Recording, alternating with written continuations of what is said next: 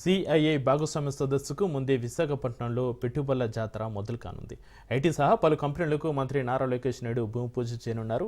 2047 నాటికి $2.4 ట్రిలియన్ ఆర్థిక వ్యవస్థ లక్ష్యంగా sales software, iSpace software solutions, tech తమిళ సాఫ్ట్వేర్ సొల్యూషన్స్, ఫీనం పేపు కంపెనీలతో ఒప్పందం కుదుర్చుకోనున్నారు. విశాఖ యూనిట్ ద్వారా లో కోడ్ ఏఐ టెక్నాలజీపై సంస్థ దృష్టి పెట్టనుంది. భారత్ సహా అమెరికా, బ్రిటన్, యుఏఈలో ఈ సంస్థ కార్యకలాపాలు నిర్వహిస్తుంది. ఇక ప్రైవేట్ లిమిటెడ్ లాంటి ఐటీ కంపెనీలతో పాటు Raheja IT space, residential project, World Trade Center లాంటి ప్రతిష్టాత్మక సంస్థలు వీటిలో ఉన్నాయి.